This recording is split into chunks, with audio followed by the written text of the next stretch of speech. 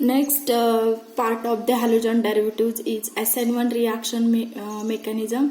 In previous video, we already discussed SN2 reaction mechanism. In SN2 reaction mechanism, primary substrate primary alkyl halide is a substrate used, and also the backside attack of the nucleophile takes place. But in SN1 reaction, what happened?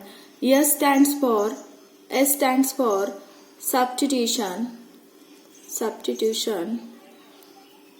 N stands for nucleophilic, and 1 stands for unimolecular. That means what? Substitution, nucleophilic, unimolecular reaction. तर आता SN1 मध्ये tertiary alkyl halide वापरला जातो.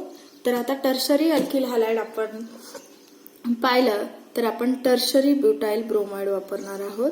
तर आता टर्शरीज का वापरायचा, तर याचं रिझन मी तुम्हाला पुढे सांगणार आहे. तर आता हा जो आहे हा टर्शरी ब्युटाइल ब्रोमाइड आहे. ऍक्च्युली SN1चं मेकॅनिझम हे 2 स्टेप्स मध्ये जातं. SN1चं मेकॅनिझम 2 स्टेप्स मध्ये जातं. SN2चं सिंगल स्टेप मध्ये. सायमल्टेनियसली न्यूक्लिओफाईलचा अटॅक होत होता. सायमल्टेनियसली कार्बन आणि OH मध्ये बॉन्ड ब्रेक फॉर्म होत होता. कार्बन आणि Br मधला बॉन्ड ब्रेक होत होता. तर परंतु SN1चं मेकॅनिझम हे 2 स्टेप्स मध्ये जातं. तर आता आपण पहिली स्टेप पाहणार आहोत, स्टेप फर्स्ट. ओके, तर this is first step and this first step is a very slow step. This is the first step and this first step is very slow. It is the slow step and slow step ला reaction चा rate determine केला जातो. त्याला RDS म्हणायचं, rate determining step. What happened in this case? First of all, this carbon and Br bond get break. Carbon and Br bond get break. Here heterolytically cleavage होत आहे. कारण Br जो आहे याच्यावर पार्शियल निगेटिव्ह चार्ज आहे, कार्बनवरती partially positive charge आहे. म्हणजे हा हेट्रो बॉन्ड आहे. तर हेट्रोलिटिकली यांचं क्लिवेज होतं. फर्स्ट ऑफ ऑल कार्बन आणि Br मधला बॉन्ड ब्रेक झाला. दिस इज द स्लो स्टेप. आता या स्टेपला कार्बन आणि Br मधला बॉन्ड ब्रेक झाल्यानंतर ना कार्बन काय बनला, हा इलेक्ट्रॉन डेफिसिएंट बनला. हा कार्बन काय बनला, इलेक्ट्रॉन डेफिसिएंट बनला. कारण इथला बॉन्ड ब्रेक झाल्यामुळे Br गोज आउटसाइड आणि कार्बनची बॅलन्सी किती झाली आहे, 1 2 3. त्याच्यामुळे त्याच्यावरती कुठला चार्ज आला, पॉझिटिव्ह चार्ज आला.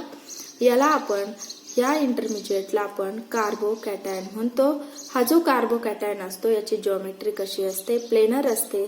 सर्व ॲटम्स एका प्लेनमध्ये असतात, सगळे ग्रुप्स, आणि त्यांच्यामधला जो बॉन्ड अँगल असणार आहे तो असणार आहे 120 degree. Okay, this is the first step. Then step number second, what happened to the step second? This is your carbocation and it is planar, tertiary carbocation, and it is very stable. Why? Because this carbon is electron deficient species. त्याला जे attach असणारे donating group आहे, electron donating group आहे, 3 methyl group आहे. It can give the electron to this electron deficient species and stability of this carbocation increases. That's why tertiary alkyl halide most preferable for the SN1 reaction because the intermediate form in this reaction is carbocation, and you know that tertiary carbocation is more stable than secondary and primary. What is the reason behind? Because here 3 electron donating group give the electron this electron deficient species. Stability of this carbocation increases. Here only 2 electron donating group. Here only 2 electron donating group. Here only 1 electron donating group.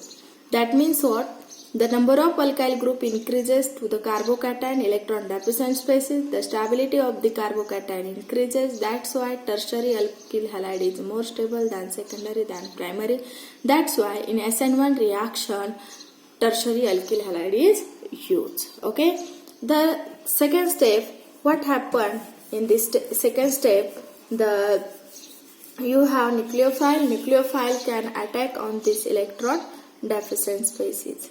You have nucleophile can attack on the electron deficient species. Okay, आता nucleophile तुम्ही म्हणजे NaOH add केले aqueous, तर आता दोन possibility आहे. Actually हा carbocation planar असल्यामुळे याची जॉमेट्री प्लेनर आहे, त्यामुळे न्यूक्लिओफाईल जो आहे तो फ्रंट साइडने अटॅक करेल किंवा बॅक साइडने अटॅक करेल. Here to possibility. Your carbocation can attack either front side, back side. Nucleophile can attack from the back side or nucleophile can attack front side.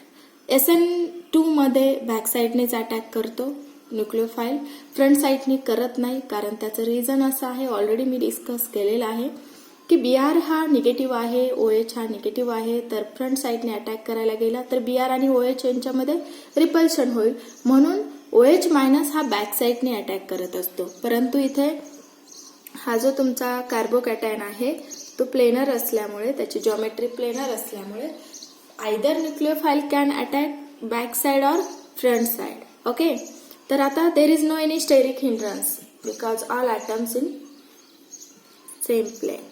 तर आता आपण दोन पॉसिबिलिटी पाहणार आहोत. Nucleophile attack from the back side and here front side. Okay, तर आता ज्यावेळी nucleophile back साइडने attack करेल त्यावेळी तुम्हाला प्रोडक्ट कसं मिळणार आहे, COH, इथे तुमचा CS3 असेल, CS3 असेल, CS3 असेल. फ्रंट साइडने अटॅक केल्यामुळे काय मिळेल, न्यूक्लिओफाईलने फ्रंट साइडने अटॅक केला तर इलेक्ट्रॉन डेफिशिएंट स्पेसिस वरती अशा प्रकारे तुम्हाला दोन प्रोडक्ट्स मिळतात. ज्यावेळी न्यूक्लिओफाईल बॅक साइडने अटॅक करतो त्यावेळी त्याचं इन्व्हर्जन होतं. जसं SN2 मध्ये बॅक साइडने अटॅक केल्यामुळे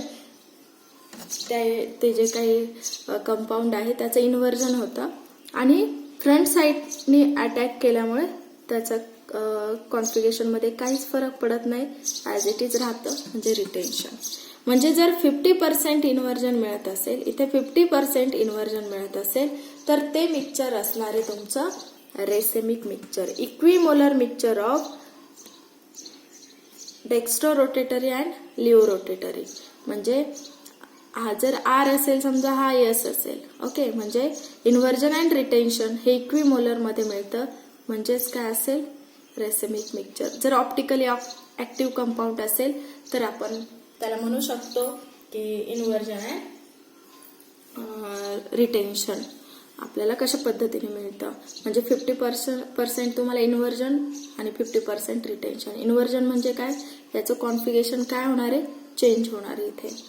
इथे कॉन्फिगरेशन चेंज होणार आहे, इथे आहे तेच मिळेल, इथे 50% चेंज होईल, इथे 50%. ओके, म्हणजे हे जे इक्विमोलर मिक्सचर आहे त्याला म्हणायचं रेसिमिक मिक्सचर. आणि बेसिकली रेसिमिक मिक्सचर जे असतात ते ऑप्टिकली इनऍक्टिव्ह असतात. Racemic mixture are optically inactive. This is the mechanism for the SN1 reaction. आता आपल्याला त्याचे silent feature, I again repeat, पहा काय होतं. This reaction mechanism takes place in 2 steps. First of all, what happened? This carbon and Br bond first of all get break. This is slow step and this is a RDS, rate determining step. And formation of intermediate is carbocation and it is the geometry is planar. The bond angle between them is 120 degree. The nucleophile can attack either back side of the carbon or front side of the carbon. Two possibility, 50% inversion, 50% retention there. That means equimolar mixture of inversion and retention, that is in SN1 reaction mechanism got racemic mixture and it is optically inactive. Actually optically inactive असतं racemic mixture. तर आता आपल्याला chemical kinetic study करायचा आहे. आता chemical kinetic study करत असताना chemical kinetic study मध्ये आपल्याला पाहायचं आहे केमिकल कायनेटिक आता तुम्ही जर पाहिलं की स्टेप फर्स्ट जर पाहिली तर स्टेप फर्स्ट जी आहे तुमची त्या फर्स्ट स्टेपला तुम्ही त्या रिॲक्शनचा रेट डिटरमाइन करताय, कारण ती स्टेप ही स्लो स्टेप आहे. ही जी स्टेप फर्स्ट आहे त्या फर्स्ट स्टेपला तुम्ही रिॲक्शनचा रेट डिटरमाइन करताय आणि ती स्टेप कशी आहे, स्लो स्टेप आहे. मग आता इथे ह्या स्लो स्टेपमध्ये फक्त कोण पार्टिसिपेट झालंय, न्यूक्लिओफाईल पार्टिसिपेट झालंय का पहा, नाही. तर इथे न्यूक्लिओफाईल पार्टिसिपेट झालेला नाहीये, इथे फक्त तुमचा टर्शरी ब्युटाइल ब्रोमाइड पार्टिसिपेट झालाय. म्हणजे first step is the slow step and it is rate determining step. At that time only substrate participate there. इथे फक्त तुमचा सबस्ट्रेट पार्टिसिपेट झालेला आहे. म्हणजे तुमच्या रिॲक्शनचा रेट जो असणार आहे, rate of the reaction is directly proportional to the your tertiary butyl bromide. Here first step that means slow स्टेपला न्यूक्लिओफाईल पार्टिसिपेट झालेला नाहीये, म्हणजे फक्त तुमच्या रिॲक्शनचा रेट जो आहे तो एकाच मॉलिक्यूलवरती डिपेंड आहे, न्यूक्लिओफाईलवरती डिपेंड नाहीये. कारण न्यूक्लिओफाईल हा सेकंड स्टेपमध्ये पार्टिसिपेट झालेला आहे आणि second step is very fast step. First स्टेपला फक्त एवढाच सबस्ट्रेट पार्टिसिपेट झालेला आहे, म्हणजे ओनली वन. रिॲक्शनचा रेट फक्त एकाच मॉलिक्यूलवरती डिपेंड आहे, म्हणून त्याला आपण SN1 म्हणायचं, युनिमॉलिक्युलर न्यूक्लिओफिलिक सबस्टिट्यूशन रिॲक्शन म्हणायचं. Because the rate of the reaction is directly proportional to the only substrate tertiary alkyl bromide. Okay. आता इथे जर पाहिलं की फर्स्ट स्टेपला तुमचा Br फक्त बाहेर गेलाय आणि सेकंड स्टेपला तुमचा जो न्यूक्लिओफाईल आहे त्याने अटॅक केलेला आहे. ऍक्च्युली ही स्टेप असते ती खूप फास्ट असते, तर आपण रिॲक्शनचा रेट फक्त स्लो स्टेपला डिटरमाइन करतो, म्हणून एकच रिॲक्शनचा रेट हा फक्त तुमच्या सबस्ट्रेट म्हणजे टर्शरी ब्युटाइल ब्रोमाइडवरतीच डिपेंड आहे. त्याच्यानंतर ना आपल्याला याचे सायलेंट फीचर्स पाहायचे आहे. तर आता ह्याचं जे रिॲक्शन मेकॅनिझम जातं, आता ज्यावेळी तुम्हाला एक मेकॅनिझम विचारलं जाईल, you must mention their salient features of SN1 mechanism also ask in exam. तर आता पहिलं सायलेंट फीचर काय आहे का, तुमचं जे रिॲक्शन मेकॅनिझम आहे ते 2 स्टेप्समध्ये जातं. 2 स्टेप्स मेकॅनिझम. आणि आय ऑलरेडी टोल्ड यू की हेट्रोलिसिस क्लिवेज जे होतं ते हेट्रोलिटिकली होतं. कार्बन आणि Br मधला बॉन्ड जो आहे तो हेट्रोलिटिकली क्लिवेज होतं, कारण Br हा निगेटिव्ह आहे आणि कार्बनवरती कुठला चार्ज असणार आहे, पॉझिटिव्ह चार्ज असणार आहे. आणि ही जी स्टेप असते ऍक्च्युली ही स्टेप कशी असते, स्लो स्टेप असते. अँड कार्बोकॅटायन हा इंटरमिजिएट फॉर्म करतो, तर हा जो कार्बोकॅटायन असतो तो प्लेनर असतो. त्याच्यानंतर ना सेकंड स्टेप जी असते त्या सेकंड स्टेपला तुमचा कार्बोकॅटायनवरती न्यूक्लिओफाईल अटॅक करतो, आयदर बॅक साइड और फ्रंट साइडने अटॅक करतो. आणि SN1 reaction mechanism proceed mainly with racemization. I already told you here racemization मिळतं तुम्हाला. both the enantiomers inversion and racemization product is formed. म्हणजे हे दोघे इनॅन्शिओमर्स असतील एकमेकांचे आणि तुम्हाला इन्व्हर्जन ऑफ रेसिमायझेशन प्रोडक्ट फॉर्म होतो. आता इथे रेसिमायझेशन पाहायचं झालं तर इनॅन्शिओमर्स म्हणजे काय, I already told you in previous video. तर हे दोघे काय असणार आहे, mirror images of each other असणार, मिरर इमेजेस.